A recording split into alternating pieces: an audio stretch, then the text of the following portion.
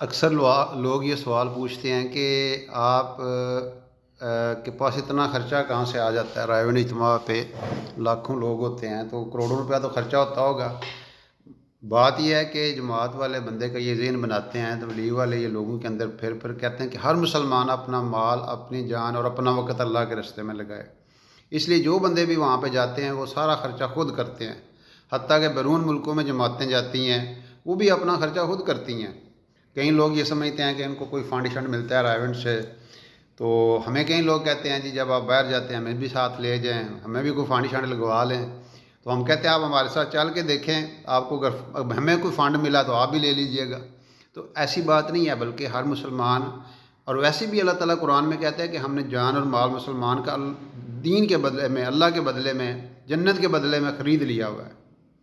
تو ہم تو سارے بکے ہوئے ہیں، تو اس لیے ہمارا وہاں پہ مزاج یہ بنایا جاتا ہے تبلیغ میں کہ ہر مسلمان اپنی جان، اپنا مال اور اپنا وقت اللہ کے راستے میں لگائے۔ اس لیے جہاں وہاں پہ جتنے لوگ آتے ہیں وہ اسی نسبت سے آتے ہیں،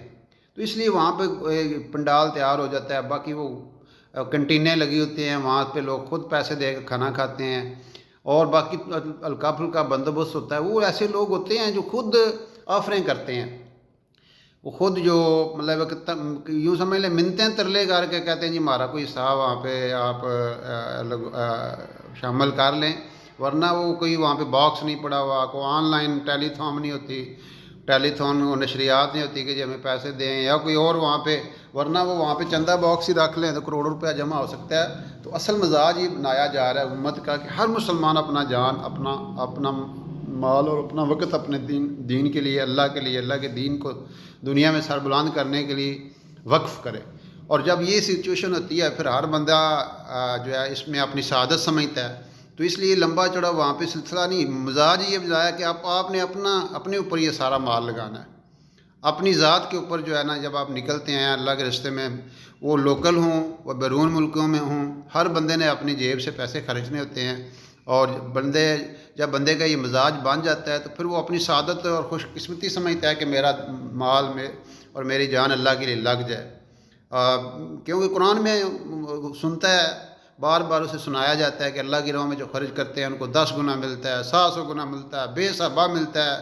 تو پھر ایک بندے کا شوق ہوتا ہے کہ جہاں میں دنیاوی کاموں کے لیے لگاتا ہوں میں دین کے لیے بھی اپنا سارا کچھ لگا دوں۔ اصل مقصود یہ جذبہ ہے۔ ایک دفعہ بہت پرانی بات ہے، تو مجھے ایک وہاں پہ بندہ بتا رہا تھا اجتماع پہ، وہاں پہ رائے مرکز میں، کہ ایک بندہ ان کے پاس آیا کہ جی میں بل دینا چاہتا ہوں۔ تو انہوں نے ان کا نہیں، آپ اپنے علاقے میں جا کے وہاں پہ خرچ کریں، کوئی ایسی بات نہیں ہے، یہاں پہ ہو جاتا ہے، اللہ تعالیٰ بندوبست کرتا ہے۔ بہرحال اس نے بہت زیادہ زور دیا کہ میں 1 مہینے کا بل دینا چاہتا ہوں، تو آپ